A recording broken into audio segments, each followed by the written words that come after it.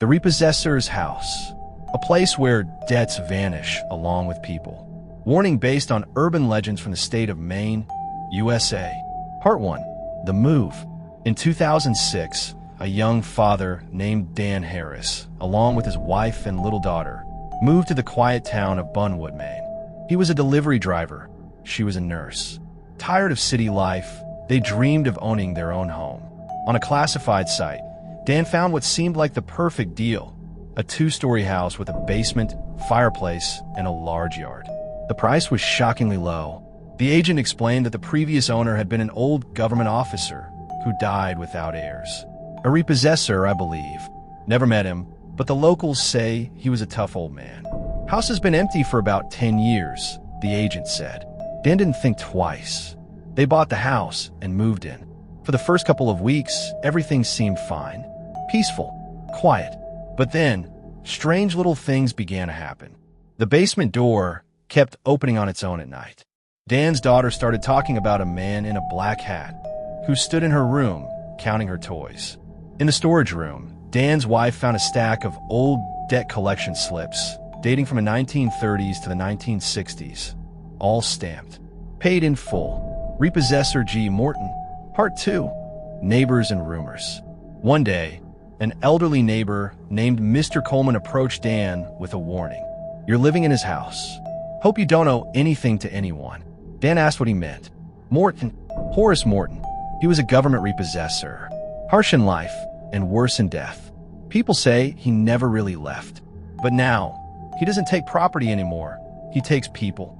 Coleman told him that during Morton's time as a debt collector from the 1950s to the 1970s, several debtors vanished, and all their cases were mysteriously closed.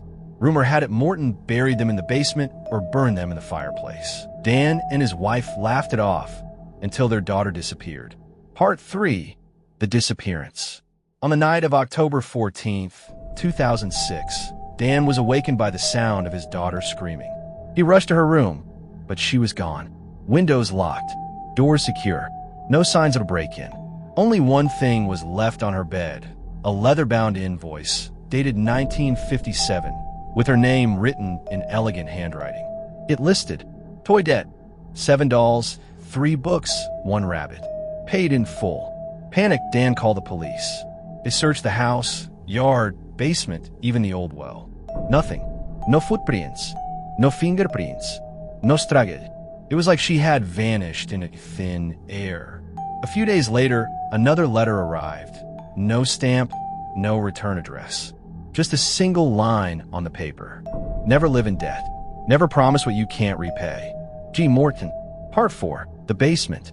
Desperate, Dan began digging through the basement walls himself. He noticed that the concrete was unusually thick in one corner. Behind it, he discovered a sealed room, made entirely of brick, no windows. In the middle of the room lay an old official seal, the kind used to stamp legal documents. And on the wall, scratched deep into the brick: "I didn't repay. I stayed here." He found dozens more debt slips, different names, different dates, all stamped paid, all people who had gone missing. Dan took them to the county records office. One by one, every name matched a real person, missing since the mid-1900s, all from the same district. Not a single case ever solved. Part 5. The Vanishing House. A month later, Dan's wife left. She couldn't handle the grief. Dan stayed behind. Then he too disappeared, and the house, it vanished. 1 year later, local surveyors reported that the land on 2214 Maple Street was flat and empty. No foundation, no debris, as if the house had never been there. Yet city records still list 2214 Maple Street. Owner, Horace Morton, 1932 to 1975. No further owners recorded. Dan Harris's name? Nowhere to be found. His wife later told reporters, "We never bought a house. Dan never moved. After our daughter, he just vanished." Epilogue. To this day, residents of Bunwood avoid Maple Street. All that remains is a single dead tree, under which people occasionally find scraps of old paper, each marked with one chilling word: paid. And if you ever receive an old envelope in the mail with a strange postmark and no return address, don't open it.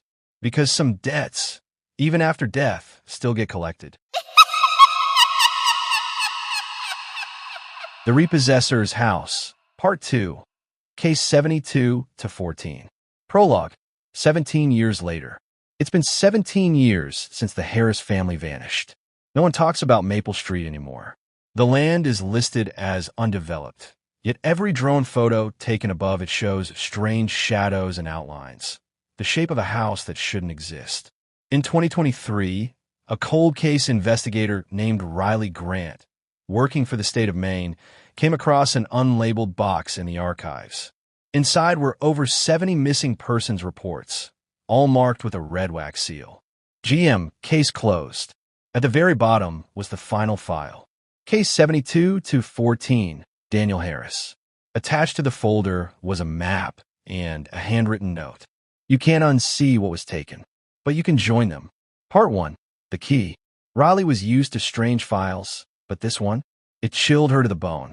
In Harris's police statement, he described debt slips, a hidden room, and a name, Horace Morton. But there were no fingerprints, no property records, and even the address had been wiped from Google Maps and state databases. She decided to drive to Bunwood and investigate. When she arrived, Maple Street wasn't even on the road signs anymore. Locals wouldn't talk to her. Only one woman, the town librarian, whispered something. "You're chasing ghosts, miss. But be careful. The collector always finds those who look for him."